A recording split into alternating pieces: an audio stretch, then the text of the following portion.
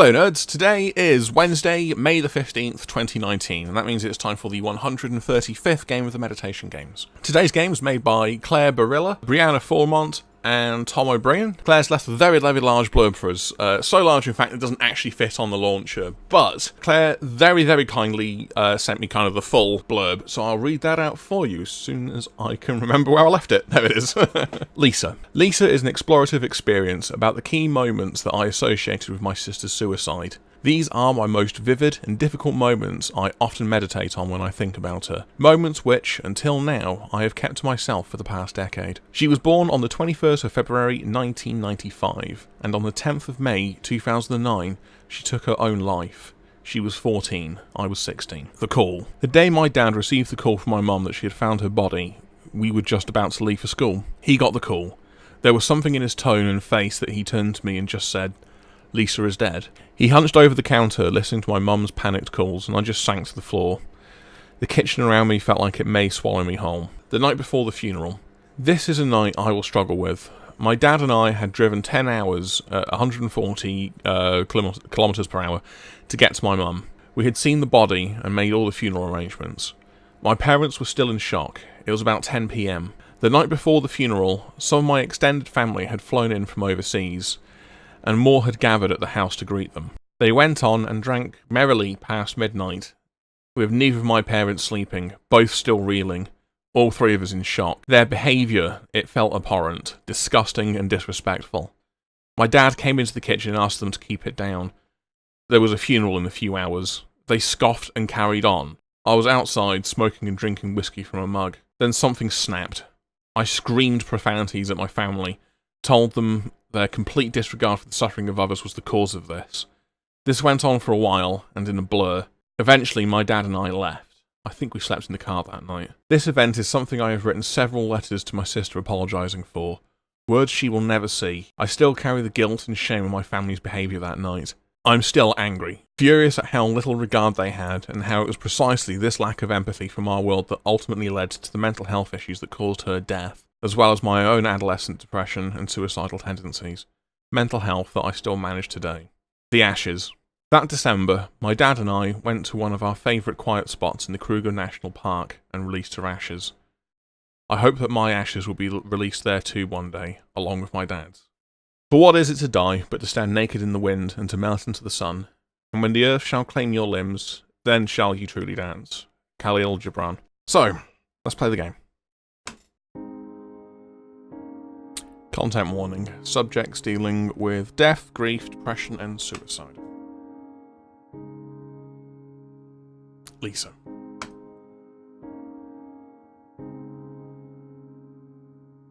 Alright. Okay, actually, full on can walk in this.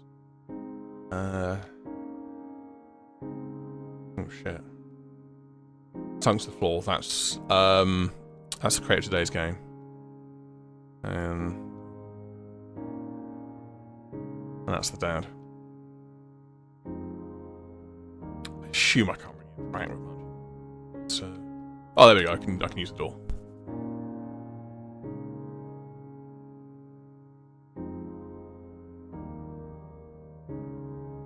Oh right, this is the. Wow. Sorry, I'll come back to that.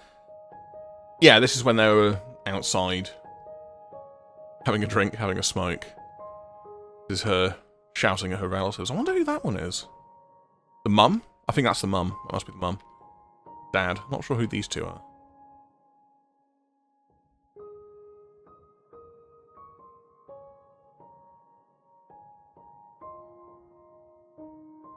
Oh. Yeah, the thing that grabbed my attention was the light, like the effect through the window and the lighting. Oh wait, because it fucking stars through it. Oh no, they're in the room, that's why. But yeah, that lighting was, I don't know, that was quite striking, actually. I really liked that. It was a bit random. Random tangent, but that not important, not important.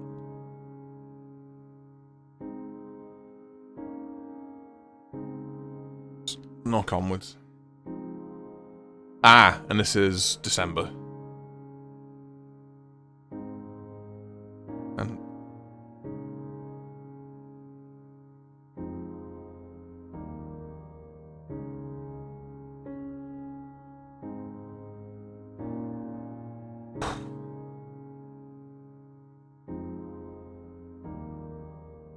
Oh, wow. Yeah. Bear me a second.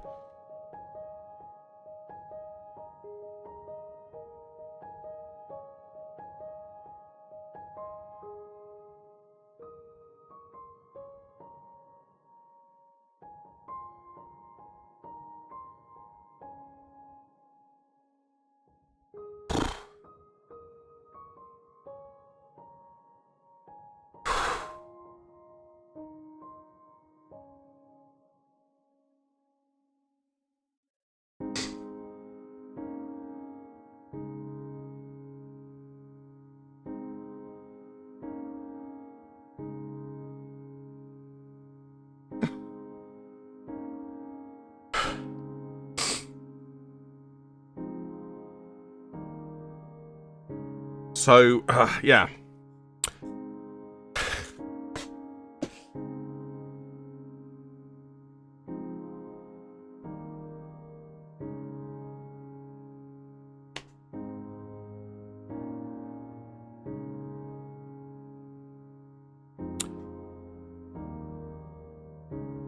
I'm okay. Shit, I can't imagine how you felt making this. So yeah, that's the scattering of the ashes in the Kruger National Park. I've never heard the place, I don't know where it is. But yeah.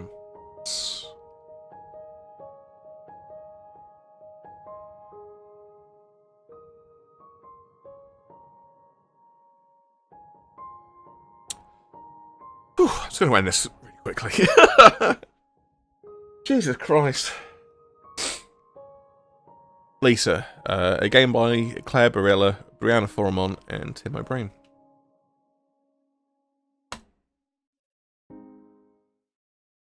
Oh, Jesus Christ. That got me. Yeah, that last scene was really beautiful. I actually took a screenshot to use for the thumbnail for that, so, yeah. Oh, it's getting me again. So yeah, depression and suicide and that kind of thing are things that have cropped up before on meditation games in the past, and if you've seen any of them, you know full well that I've gone into my history with it before. Depression and suicide both being things that I have gone through and survived, obviously. I failed at the suiciding, go me. I don't think any of the ones that I've played have been so direct about what they've portrayed. It's usually talking about how depression affects their life, but seeing the emotions of what Claire went through and what she did and what she experienced in that way was very, very visceral. And it's a big gut punch. Like, that was... Well, you saw, struggling to keep it together for that one. Still am a bit, I won't lie. It's a very personal topic for me, so to see someone do something so upfront about it is... it shakes me a bit, but that was really, really beautiful. So, well done on that for making me cry.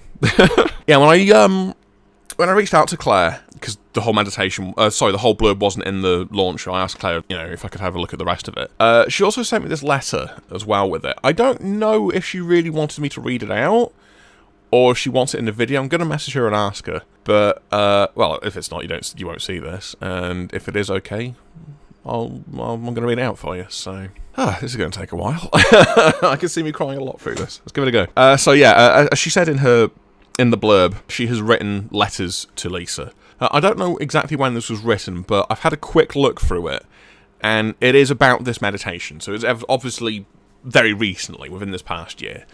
So yeah, I'll just read it out. I have a lot of feelings of you that live in the shoebox in my soul.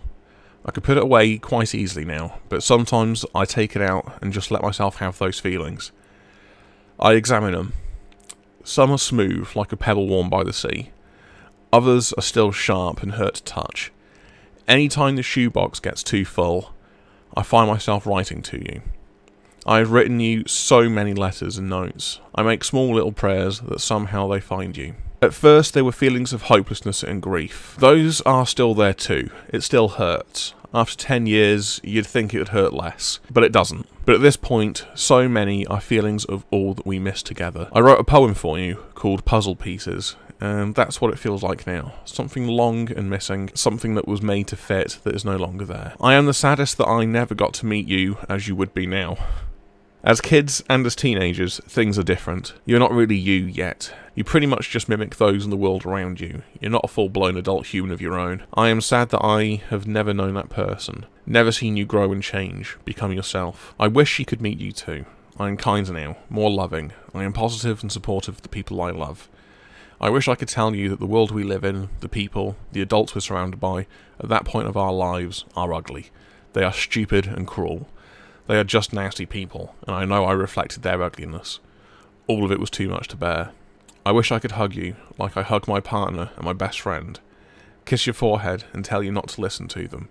That they are ugly, and you are beautiful with so much potential. I wish I could hold you and protect you, keep you away from all the cruelty and ugliness. Tell you that there is nothing wrong with you.